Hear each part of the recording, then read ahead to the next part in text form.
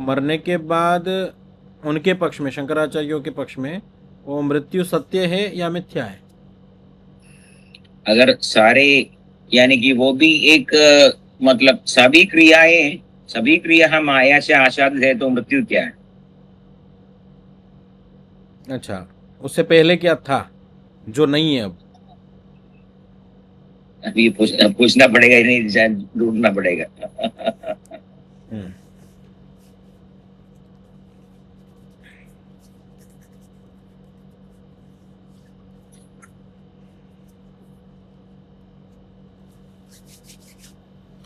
तो युग दर्शन में हमारा सूत्र चल रहा है, सतिमूले तद्विपाको जात्यायुर्भोगाः। अभी द्वितीय पाद का 13वां सूत्र है। तो इसमें प्रसंग हमारा चल रहा है, जिसमें प्रसंग नया उठाया है कि एक विचार करते हैं, एक कर्म के, एक कर्म हो रहा है तो एक जन्म हो रहा है, हर कर्म का एक जन्म, एक कर्म किया एक जन्म, फिर एक कर्म किया उसका एक जन्म, एक कर्म किया उसका एक जन्म। क्या ये ठीक है? या फिर एक कर्म के अनेक जन्म, ये ठीक है? और फिर तीसरा विकल्प रखा, अनेक कर्मों से अनेक जन्म, ये ठीक है? या अनेक कर्मों का एक जन्म, ये ठीक है? चार पक्ष रखे हैं। मैंने कुछ व्यवहारिक पक्ष जो हम बोलते हैं, व्यवहार में लाते हैं, वो भी आपको रखे थे कि हम इसमें से ये प्रयोग करते हैं कि ये इसके कर्मों का फल है, मतलब हम बोलते हैं कि ये अनेक कर्मों का इसको फल मिला है। और कुछ स्थानों पर हम बोलते हैं, कोई जीव होता है तो उसको हम बोलते हैं ये एक कर्म का फल है।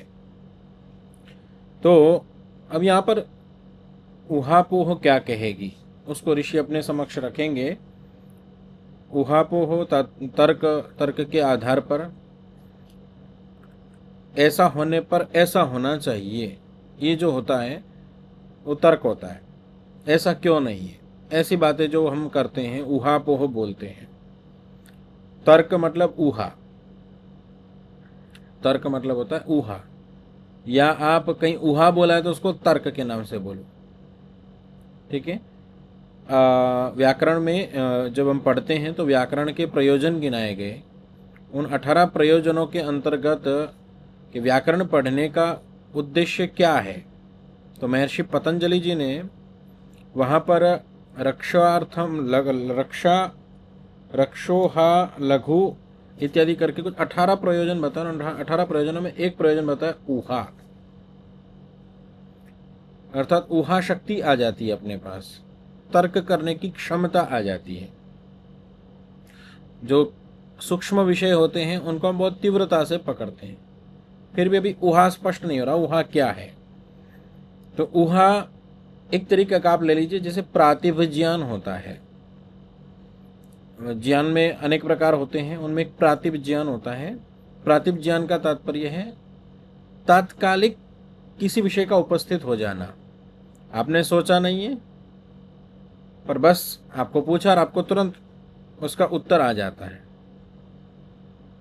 तो उस तरीके का जो ज्ञान होता है वो तर्क के अंतर्गत लिया जाता है, प्रातिभ ज्ञान नहीं।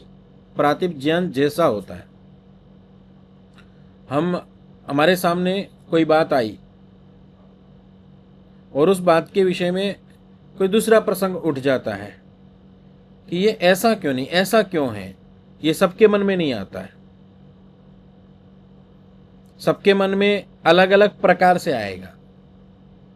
ये प्रश्न उठाए तो प्रश्न उठाने पर जब जब प्रश्न चल रहे हैं तब तब कुछ मन में और बातें भी साथ में जुड़ती चली जाती है, जिसमें अधिकरण, सिद्धांत वगैरह कई सारी चीजें होती हैं जो साथ में जुड़ती है, और उन सभी को जोड़ करके कोई नया प्रश्न या नई जिज्ञासा कुछ उत्पन्न होता है। ऐसा नहीं तो ऐसा, ऐसा क्यों, इस प्रकार की जो एक बुद्धि चलती है, और वो भी सूक्ष्मता में जो चलती है, तो उसी प्रक्रिया को ऐसा होने पर ऐसा करना, ऐसा न होने पर ऐसा करना, ये जो प्रक्रिया चलती है बुद्धिस्थ, इसी को तर्क कहते हैं। तो ऋषि उसी प्रक्रिया को लेते हुए ये जो चार पक्ष रखे हैं उसके विचार हमारे सामने रख रहे हैं, और उनमें से चारों पक्ष ठीक होंगे ये आवश्यक नहीं है। तो जो पक्ष सही नहीं है वो क्यों सही नहीं है उसको बड़े संक्षेप से और लेकिन स्पष्ट करते हुए उन बातों को रखेंगे। तो चार पक्ष में पहला जो पक्ष था कि एक जन्म से एक कर्म से एक जन्म, इसको रखते हुए बोल रहे हैं, सीधा मना करते हुए बोले न तावत एकम कर्मस्य एकस्य जन्मनः कारणम। ये तो हो ही नहीं सकता कि एक कर्म का एक जन्म मिले, एक कर्म किया एक जन्म मिल जाए। मतलब आपने कोई एक पाप कर्म किया और आपको एक जन्म मिल जाए, या एक पुण्य कर्म किया एक जन्म मिल जाए, ये नहीं हो सकता। तो बोले कस्मात, बोले ऐसा क्यों बोल रहे हो? बोले अनादिकाल प्रचितस्य असंख्येयस्य अवशिष्ट कर्मणः सांप्रतिकस्य च फलक्रम अनियमाद अनश्वासो लोकस्य प्रसक्तः सच अनिष्टः इति। तो बोल रहे हैं कि ये कर्मों की जो परंपरा आरंभ हुई वो एक तरीके से देखो तो बहुत लंबे समय से हो रही है। उस लंबे काल को अनादिकाल करके बोलते हैं शास्त्रों में।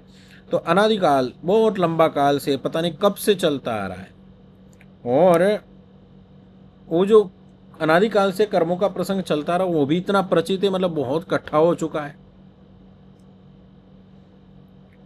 और असंख्य यस्य, हमारी दृष्टि से वो कर्मों को गिना नहीं जा सकता। ईश्वर की दृष्टि में तो संख्येय है, लेकिन हमारी दृष्टि में तो असंख्य है, उसको हम गिन नहीं पा सकते।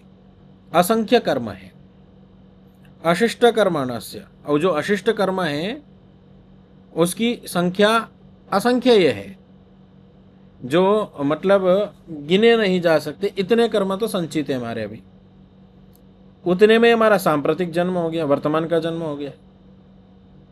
अभी जितने कर्म बचे हुए थे उसी कर्म के अंतर्गत ये मनुष्य शरीर मिल गया, फिर हम कर्म कर रहे हैं। तो फल क्रम नियमात, फल का जो क्रम है उसका अनियम बन जाएगा। कब भोगेंगे, कब हम जब जब हमारे को भोगने का समय आएगा फिर कर्म कर बैठेंगे हम, जब जब कर्म करने का, क्योंकि हर एक कर्म का एक जन्म मिल रहा है। तो हमारा फिर वर्तमान शरीर आया ये, क्योंकि ये सांप्रतिक से बात कर रहे हैं तो मनुष्य शरीर, अन्य तो भोग योनि हो गई। तो जो मनुष्य शरीर है इसमें आए, करोड़ों कर्म किए, फिर अन्य योनियों में भटकते भटकते यहाँ फिर आए, फिर कर्म कर डाले। ये तो भोगने के लिए आए थे हम, यहाँ फिर कर्म कर दिए, तो क्रम ही नहीं बन पाएगा। इसलिए बोले एक कर्म का एक जन्म, ये तो संभव नहीं है। एक कर्म का एक जन्म, ये बात तो ठीक नहीं है। इसलिए सच अनिष्ट, इसलिए वो इच्छित नहीं है, वो इष्ट नहीं है। तो बोल रहे हैं अगला, अगले का भी खंडन करते बोले न च एकम कर्म अनेकस्य जन्मनः कारणम। एक कर्म अनेक जन्मों का कारण नहीं हो सकता। क्यों? जब एक कर्म एक जन्म का कारण नहीं हो सकता तो एक कर्म अनेक जन्म का कारण कैसे हो सकता है? वो तो बिल्कुल ही संभव नहीं है, क्योंकि एक कर्म के करने पर एक जन्म में ही हमारा काल पूरा नहीं हो रहा है, फिर हम मोक्ष को कब प्राप्त करेंगे निर्धारण ही नहीं होगा, हो ही नहीं पाएगा, असंभव हो जाएगा। तो एक कर्म से अनेक जन्म में तो कैसे हो सकेगा? ये तो बिल्कुल ही सीधा सीधा है।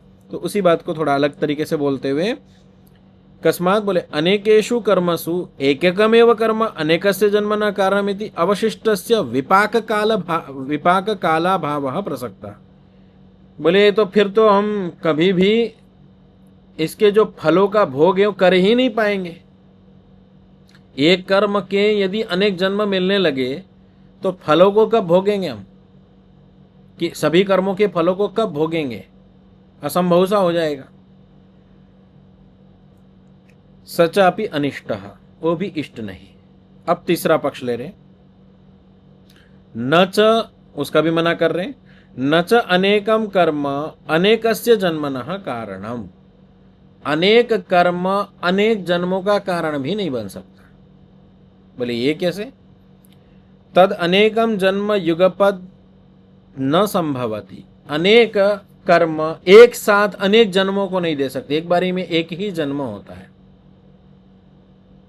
यदि कोई कहे कि नहीं अनेक जन्म अनेक कर्म अनेक जन्म, कोई ऐसा बोले, तो यदि बोले कि भाई हम एक एक करके करेंगे ना, तो फिर पहली वाली बात हो गई कि एक कर्म एक जन्म। आपने जो बात बोली वो ये बोले कि अनेक कर्मों के अनेक जन्म तो एक साथ होने चाहिए, पर ये तो प्रत्यक्ष विरुद्ध है। अनेक कर्मों के अनेक जन्म एक साथ हो ही नहीं सकते। तो यही बोल रहे हैं कि युगपन न संभवती, एक साथ अनेक कर्मों के अनेक जन्म एक साथ नहीं हो सकते, एक ही जन्म होता है।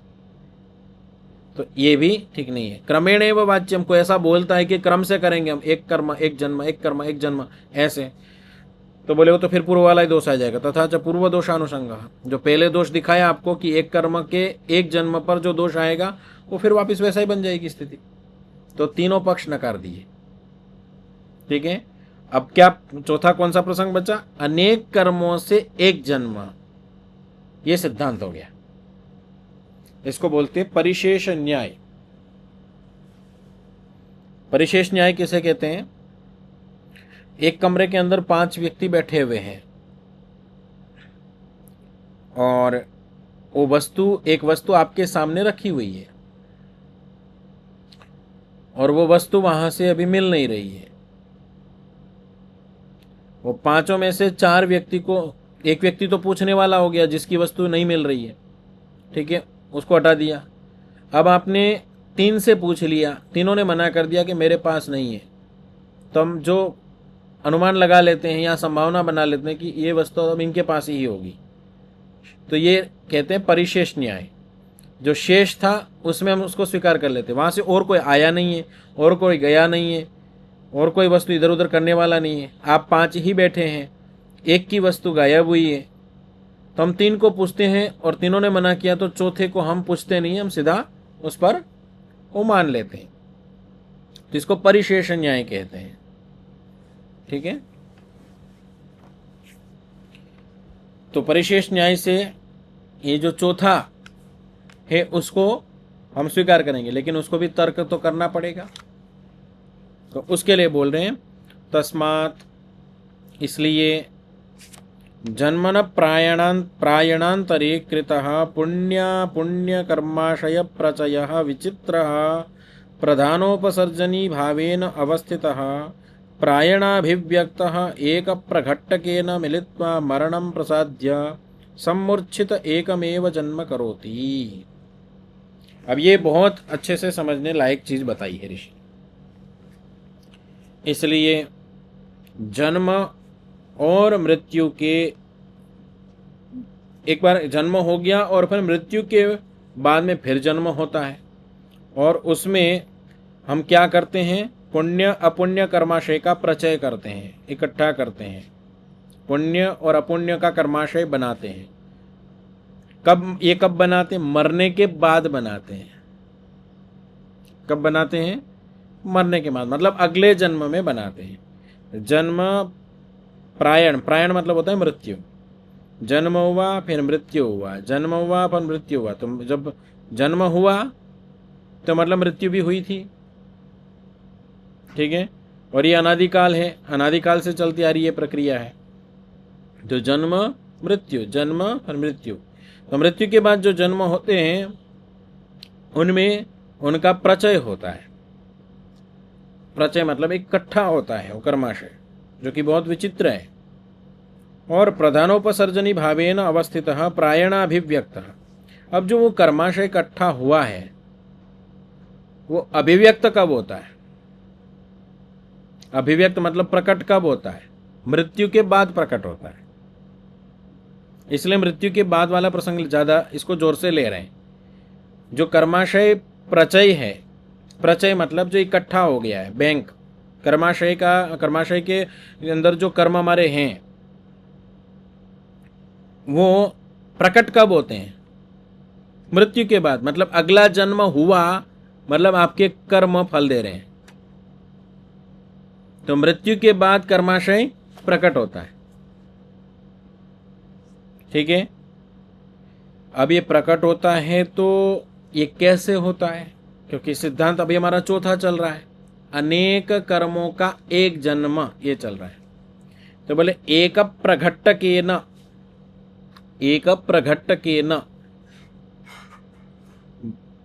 मिलित्वा मरणं प्रसाद्य सम्मूर्छितम एकमेव जन्म करोति। ये सारे मिल करके, अनेक कर्म मिल करके, और उसमें कौन से मुख्य कर्म हैं और कौन से गौण कर्म हैं, इन सब का एक समूह बनता है,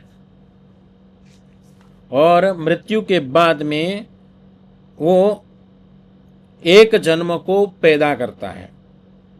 तच्च जन्म तेनैव कर्मणा लब्ध आयुष्कम भवति। अब एक जन्म जो हुआ है, उस जन्म के अंदर ही उन्हीं कर्मों के द्वारा लब्ध आयुष्क, मतलब आयु मिल जाती है। अब इस व्यवस्था को थोड़ा समझना है, आपको इधर पंक्तियों से कम समझ में आएगा। जैसे एक कर्मों का एक समूह बन गया, बहुत सारे कर्म इकट्ठे हो गए, ये एक जन्म को पैदा करेंगे। इन्हीं में ये व्यवस्था है, इन कर्मों के अंदर सारे को मिला करके, कि ये इसकी आयु है, ठीक है, ये इसकी जाति है, और ये इसका भोग है। मतलब ये जो आपको पिंड मिला, ये शरीर जो मिला, ये अनेक कर्मों का एक बंधन है। इसी के अंदर ये कर्म सारे भोग लिए जाए, उसी की प्रकार की व्यवस्था की गई है कि आप इस शरीर के अंदर इतने कर्मों का भोग कर सकते हैं। ये उसकी आयु एक निश्चित कर दी गई कि इतने शरीर के अंदर, इस शरीर की आयु के अंदर इतने कर्मों का भोग हो जाएगा। उस प्रकार की ये बॉडी बनी हुई। जैसे मान के चलिए, प्रायः मनुष्य की आयु 100 वर्ष मानी गई है। तो 100 वर्ष की आयु के अंदर हम कितने कर्मों का भोग कर सकते हैं, वो हमारा एक सामान्य व्यवस्था को सिद्ध कर दिया। जैसे आप इसको स्थूल उदाहरण से लेंगे तो आपको समझ में आएगा। एक मोबाइल बनाने वाली कंपनी ये निर्धारित करती है कि इस मोबाइल की आयु कितनी है, एक्सपायरी डेट इसकी लगभग क्या रहेगी। औषधियों वगैरह में सब जगह होता ही है, ठीक है। उसकी गुणवत्ता उतने तक स्वीकार की जाएगी, ये व्यवस्था उसके अंतर्गत है। उसी प्रकार हर प्रोडक्ट के अंदर हमारी एक एक्सपायरी डेट होती है, उसके बाद वो अनुपयोगी हो जाता है, ठीक है। तो इस शरीर के अंदर इतना सामर्थ्य है कि इतने कर्मों का भोग किया जा सकता है, कि व्यवस्था है। और ये जो भोग किया जा सकता है, इसमें तीनों चीज आ गई, आयु भी आ गई, जाति भी आ गई, और भोग भी आ गया। इस जाति के अंदर इन भोगों को इन आयु में भोगा जा सकता है। ये एक कर्मों का बंधन गठन आप एक समूह कह लीजिए, वो समूह इस प्रकार से हमारे को कर्माशय का भोग कराता है। तो ये उस तरीके से बताया उन्होंने कि ये अनेक कर्मों का एक जन्म होता है। अब आगे की फिर उन्हीं पंक्तियों को देखिए, जो बताया वही बता रहे। तस्मिन्नेव आयुषी तेनैव कर्मणा भोगः संपद्यते।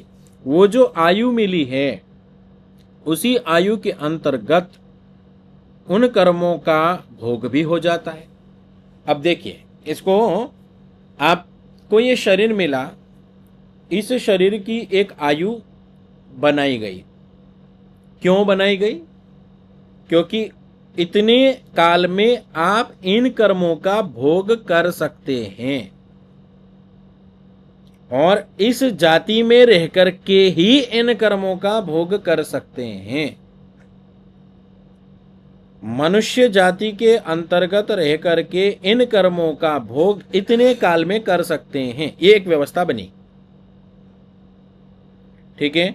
दूसरी व्यवस्था, अन्य इतर योनियां जितनी हैं, पशु वगैरह है, जीव जंतु वगैरह है, उनका भी एक प्रकार बनाया गया।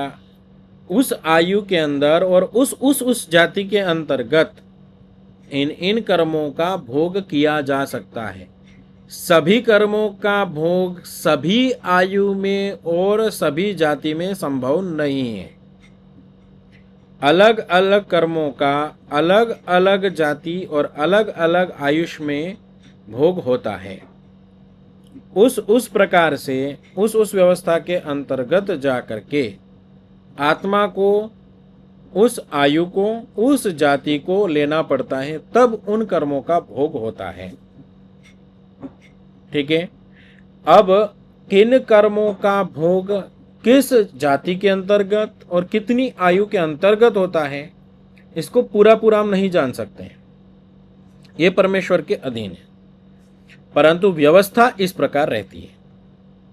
तो असौ कर्माशयः, जो ये कर्माशय है, जन्म आयुर्भोग हेतुत्वात्, जन्म आयु और भोग इनके कारण से त्रिविपाको अभिधीयते, इसको 3 प्रकार वाला, 3 फलों वाला बोला जाता है। ये कर्माशय 3 प्रकार से फल देता है। मतलब ये आवश्यक है। आयु क्या है? आयु क्या है?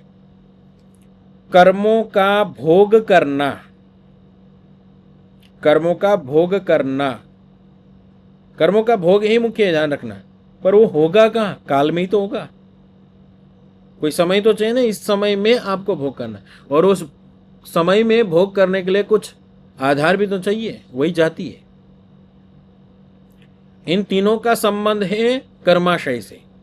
इसीलिए ये जाति, आयु, भोग ये कारण होने से त्रिविपाक नाम से कहे जाते हैं कि कर्मों का फल हमें 3 रूप में मिलता है, जाति, आयु और भोग। ठीक है।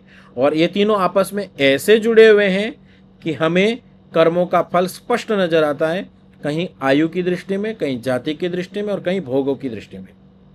अब ये जो शरीर है, इस शरीर के अंतर्गत आपको आयु भी मिल गई, जाति भी मिल गई और अनेक कर्मों का भोग इस शरीर के अंतर्गत रहते हुए आप करते हैं।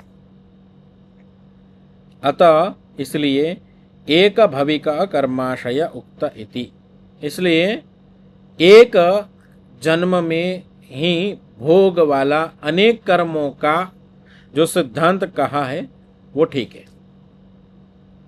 इसलिए चौथा वाला जो सिद्धांत रखा वो सिद्धांत उचित है कि अनेक कर्मों के माध्यम से एक जन्म उत्पन्न होता है।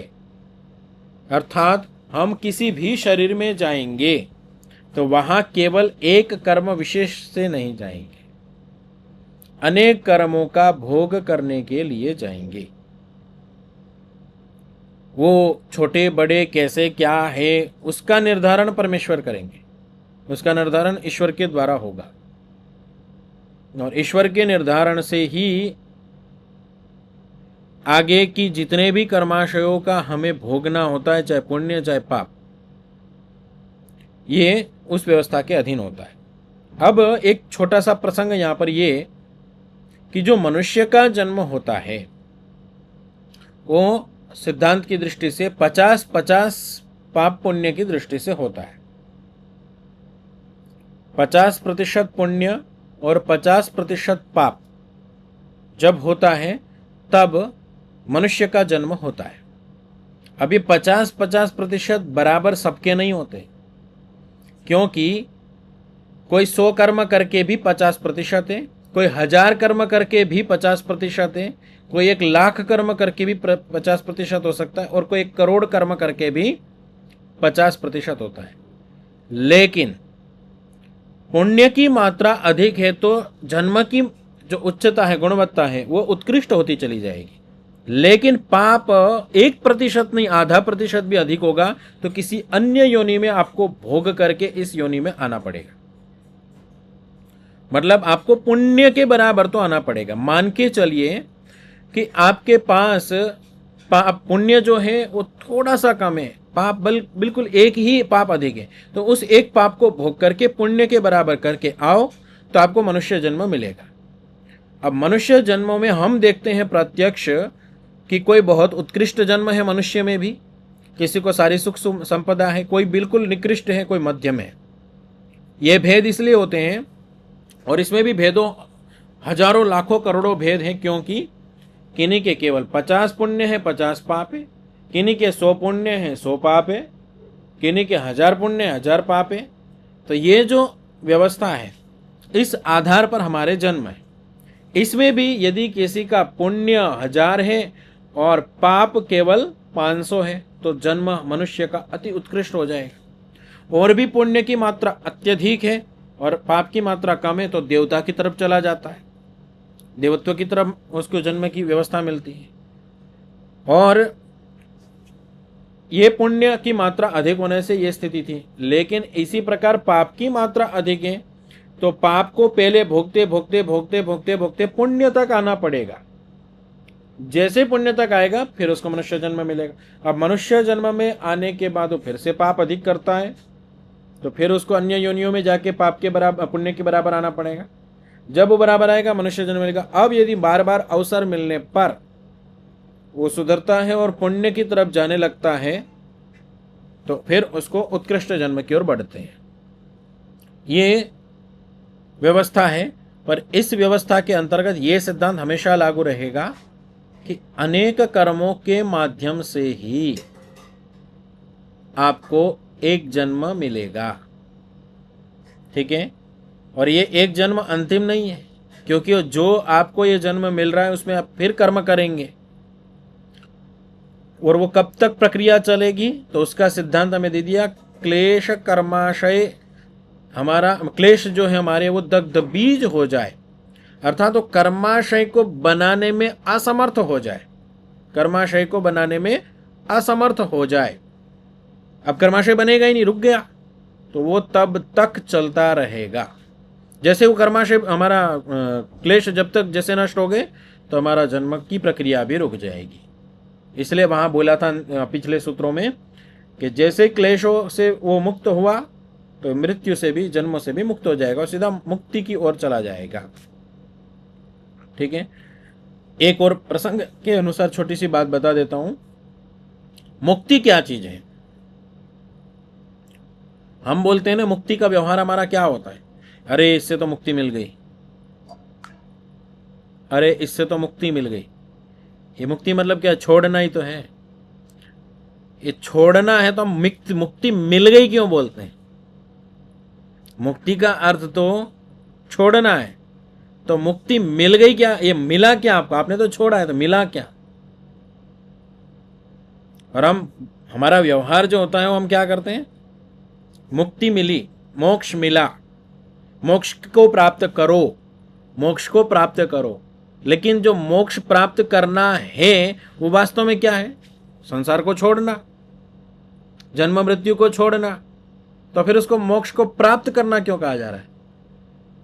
क्योंकि ये छूट जाने पर, इसके छूट जाने पर जो प्राप्ति है उसी को मोक्ष कहते हैं। आप भले ही त्याग का व्यवहार करने के, हमने इसको छोड़ा, हमने इसको छोड़ा, इसको छोड़ा, वो छोड़ना ही एक प्राप्ति है। वो जो छोड़ दिया आपने, वो छोड़ना ही एक प्राप्ति है। कैसे? आप दुख में डूबे हुए हैं और आपने दुख को छोड़ दिया, तो वही तो प्राप्ति चाहिए आपको, उसी की तो प्राप्ति चाहिए, दुख छूटने की ही तो प्राप्ति चाहिए। उसी को मुक्ति कहते हैं, उसी को मोक्ष कहते हैं कि सब दुखों से आप छूट गए, बस वही मुक्ति है। तो ये उसी प्रकार का है कि है आपके पास में, लेकिन आप उसको देख नहीं पा रहे।